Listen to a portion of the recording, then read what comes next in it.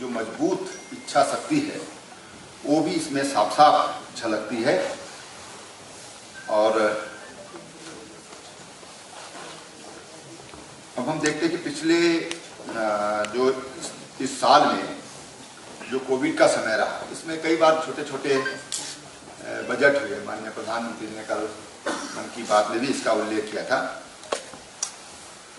लेकिन कुल मिलाकर जो आत्मनिर्भर भारत का जो सपना है माननीय प्रधानमंत्री जी का, ये आत्मनिर्भर भारत के सपने को और उसकी आधारशिला को मजबूत करने वाला बजट, हम इस बजट को कह सकते हैं। आत्मनिर्भर भारत पैकेज के अंतर्गत 27.1 लाख करोड़ प्रस्तावित किया गया है, जो जीडीपी का 13% जो कोरोना काल में जो हेल्थ वर्कर आदि के विशेष योगदान को भी इसमें सराहा गया है। उनको उनके नमन के साथ इस बजट को फोकस किया गया है।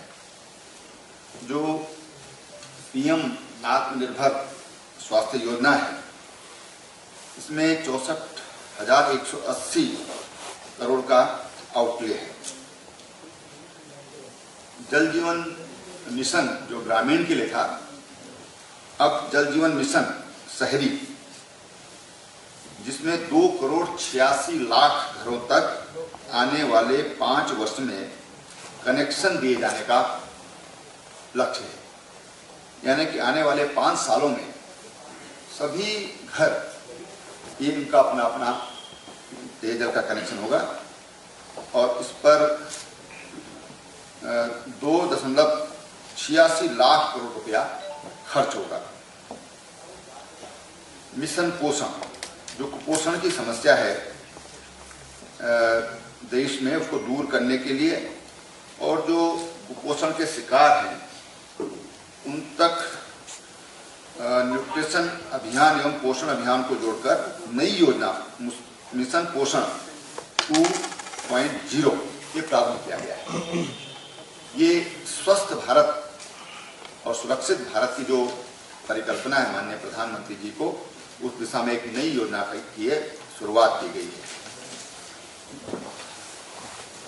स्वच्छ भारत 2.0 लॉन्च किया जाएगा और जिसके लिए अगले 5 वर्षों में 1.42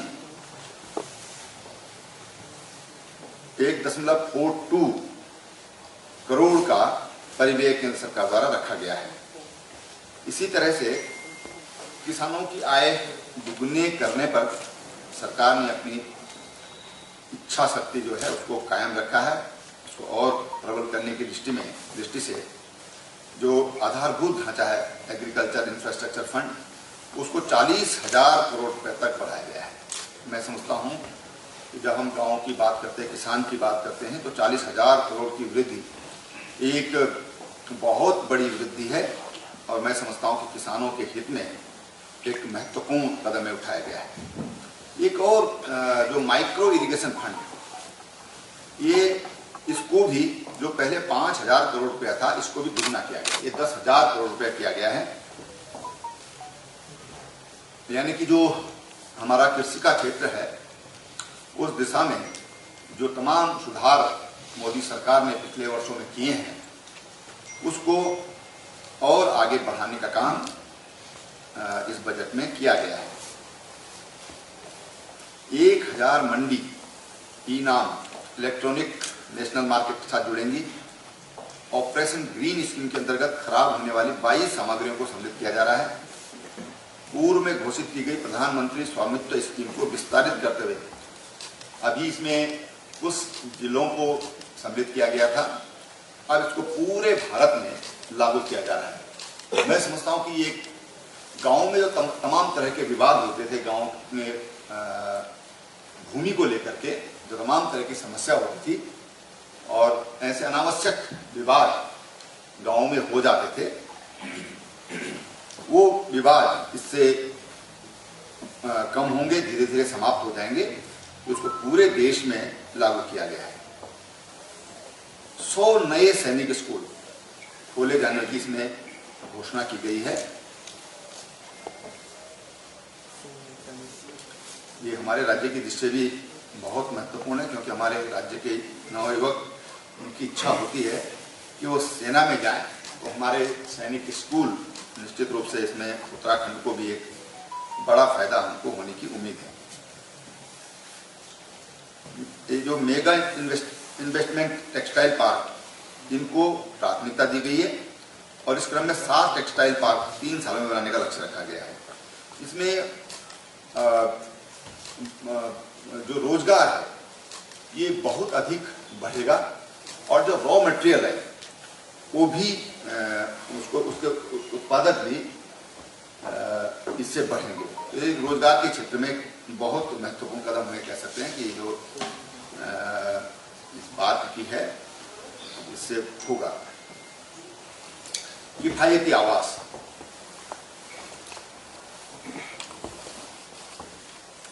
जो 20-21 में जो इसमें जो आयकर में जो राहत दी गई थी, तो 20-21 में दी गई थी, उसको मजबूती मिलेगी। जो स्वामीनाथन कमेटी में जो सिफारिश की गई थी आज से वर्षों पहले किसानों को एमएसपी, ये 1.5 गुना ये एमएसपी देंगे। ये इसमें सरकार ने जो वायदा प्रदेश देश की जनता से किया था उसको पूरा करने का काम किया है। अगर हम ये देखें, अगर पिछले बजटों की तुलना में अगर हम देखें तो यूपीए सरकार ने जो पैसा किसानों के खातों में पहुंचाया था उससे 3 गुना ज्यादा पैसा किसानों के खातों में पहुंचाया गया है। और इस तरह से हम कह सकते हैं कि ये बजट हमारे जो हमारे सबके स्वस्थ और निरोगी रहने की जो हमारी कामना है उसको पूरा करने वाला ये बजट हम इसको कह सकते हैं।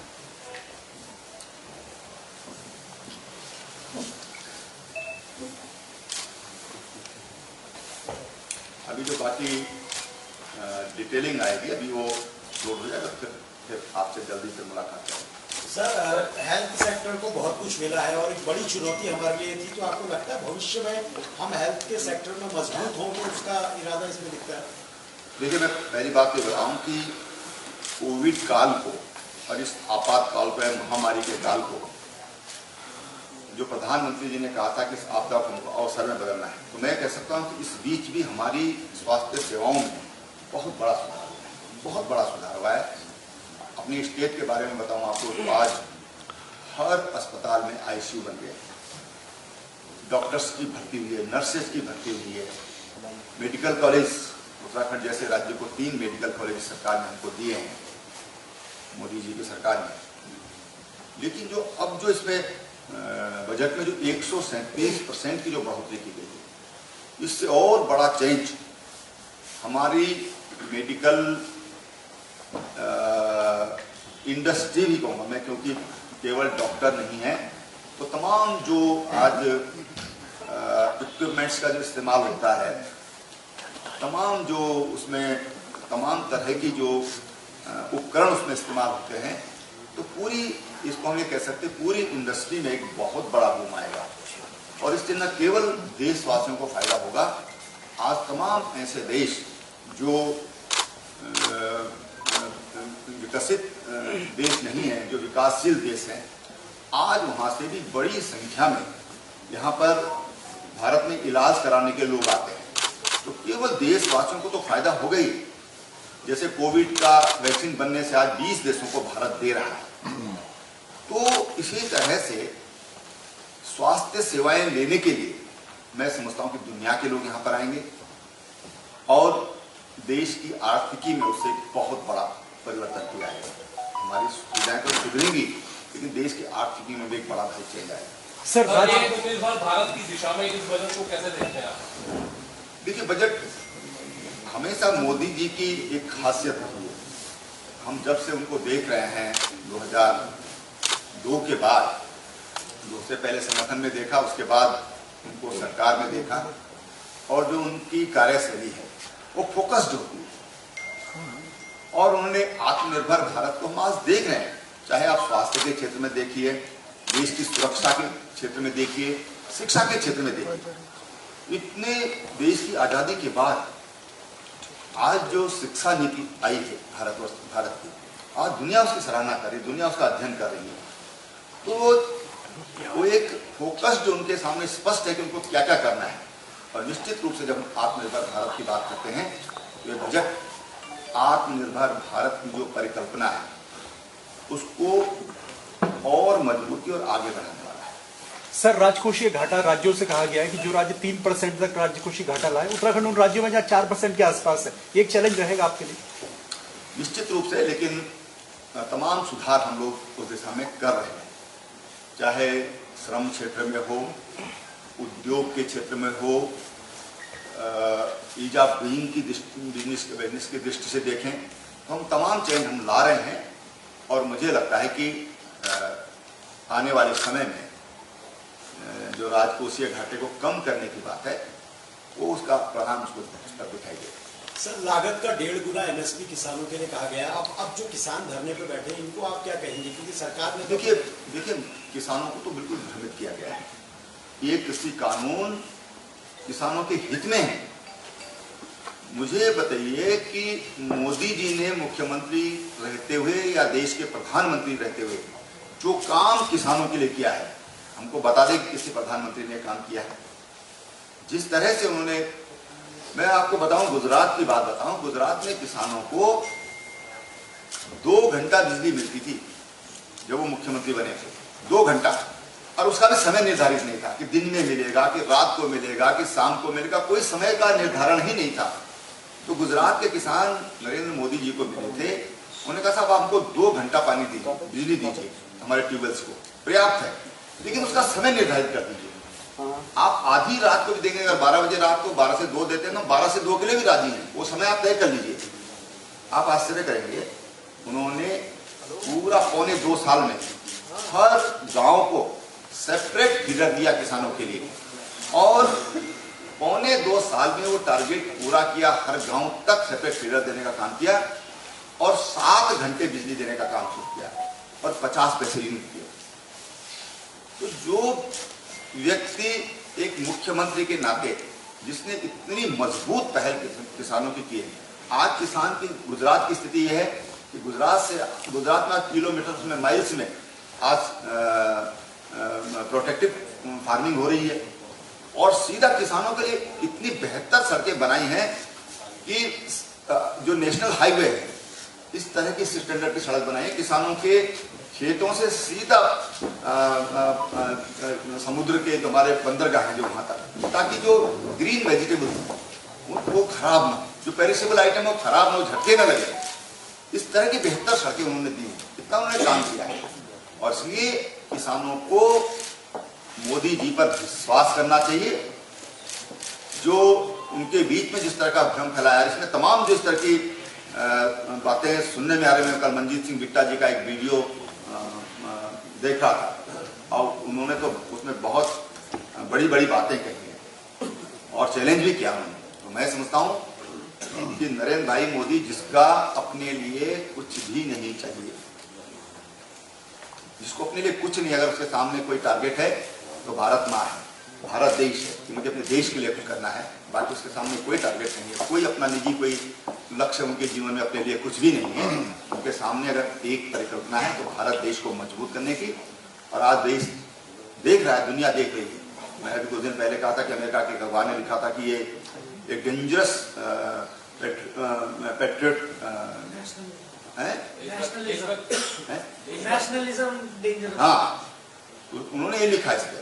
इसलिए इस चीज को समझना चाहिए, किसानों को उनकी बात समझना चाहिए, किसान निश्चित रूप से उनकी बात समझेंगे। मुझे लगता है कि कुछ लोगों ने जिद कर ली है, कि जिद ठीक नहीं है। सीएम साहब एक सवाल और सीएम साहब राज्य सीएम साहब अपना बजट सत्र 1 से 9 मार्च वेस्ट में होगा। धन्यवाद।